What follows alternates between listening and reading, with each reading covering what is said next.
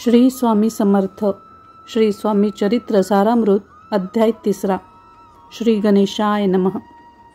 श्री स्वामी समर्थ महाराजांच्या थोर अनुग्रहामुळे आता 3रा अध्याय सुरू होत आहे। या अध्यायामध्ये श्री स्वामी महाराजांचे अक्कलकोट येथे कसे आगमन झाले याबाबत वृत्तांत दिला आहे। मंगळवेढा येथे श्री स्वामी समर्थ महाराज घोर घनदाट अरण्यात राहिले, पण तेथील लोक एक प्रकारे अभागीच म्हणावे लागेल, कारण त्यांच्या गावी एवढा मोठा साक्षात परब्रह्म अवतार प्रकट होऊन सुद्धा त्यांना त्यांचा साक्षात्कार झाला नाही व त्यांचा आशीर्वाद पण त्यांच्या नशिबात नव्हता।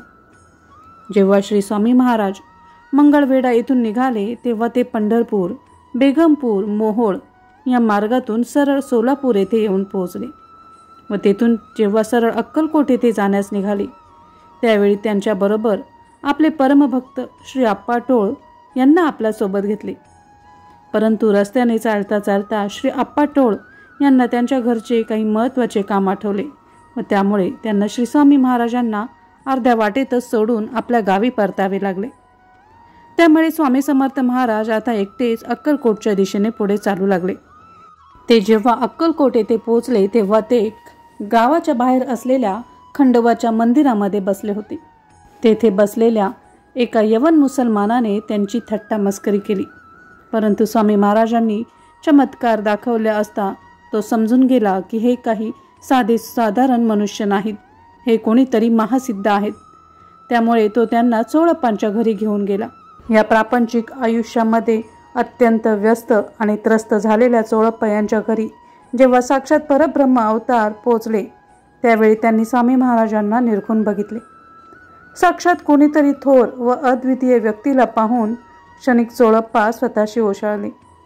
आपल्या घरी एक ना एक भाराभर चिंता असलेल्या अवस्थेत असलेल्या चोळप्पाने जेव्हा महाराजांचे अद्वितीय रूप पाहिले त्यावेळी त्यांना असे वाटले की हे कोणीतरी साक्षात्कारी मोठी व्यक्ती दुसरी कोणी नसून एक कामधेनूच आपल्या घरी अवतरली आहे, हे प्रत्यक्ष परब्रह्मच आहे।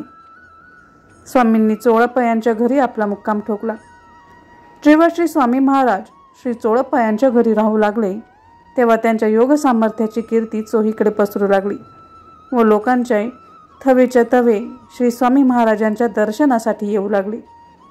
महाराज आपल्या योग सामर्थ्याने तेथे येणाऱ्या अनेक दुःखी व कष्टी लोकांचे दुःख दूर करू लागले। जेव्हा महाराजांच्या दर्शनासाठी अनेक लोक येऊ लागले तेव्हा महाराजांच्या पूजेसाठी अनेक साहित्य व पैसे घेऊन लोक येत, त्यामुळे चोळप्पा यांच्या घरचे दुःखाचे दिवस अगदी थोड्या दिवसातच समाप्त झाले। असेच दिवसामागून दिवस जात असताना श्री स्वामी महाराजांची कीर्ती त्यावेळेचे अक्कलकोटचे महाराज श्री मालोजी राजे यांच्या कानी पडली। महाराजांच्या असंख्य लीला त्यांच्या कानी पडल्यामुळे त्यांना महाराजांच्या भक्तीची आस लागली व त्यांना असे वाटले की आता आपली महाराजांची भेट कधी होणार। ते याच विवंचनेत असताना प्रत्यक्ष स्वामी महाराज स्वतः त्यांच्या दरबारात हजर झाले। आपण महाराजांची आठवण काढली आणि महाराज स्वतः आपल्या भेटीसाठी हजर झाले हे पाहून त्यांचे मन द्रवित झाले। त्यांच्या डोळ्यातून अश्रुधारा वाहू लागल्या आणि त्यांनी स्वामी महाराजांच्या चरणांना मिठी मारली। त्यांच्या चरणावर डोके ठेवून त्यांना शरण गेले। मालोजी राजांच्या डोळ्यातून वाहणाऱ्या अश्रूंच्या थेंबांनी महाराजांच्या चरणांवरती अभिषेक घातला आणि तेव्हापासून त्यांची स्वामी महाराजांवरती दृढ श्रद्धा बसली। त्यांनी स्वामी महाराजांची षोडशोपचारी पूजा केली। आपल्या महाराजांचे वागणे बघून घडलेला चमत्कार पाहून तेथे दरबारामध्ये उपस्थित सर्व लोकांची खात्री पटली की हे महाराज कोणी साधेसुधे महाराज नसून प्रत्यक्ष परब्रह्मच आहेत आणि दरबारात उपस्थित सर्व लोक देखील स्वामी महाराजांची पूजा अर्चा करू लागले। या सुंदर कथेबरोबरच स्वामी चरित्र सारामृतातील अध्याय 3 येथे समाप्त होत आहे। पुन्हा भेटूया अशाच अलौकिक गोड कथेसोबत पुढील अध्यायामध्ये फक्त आपल्या स्वामी स्पर्श या यूट्यूब चॅनेलला नक्कीच सबस्क्राईब करा आणि हा व्हिडिओ जास्तीत जास्त लोकांपर्यंत शेअर करा, लाईक करा। ही कथा कशी वाटली ती कमेंट बॉक्समध्ये मला नक्की कळवा।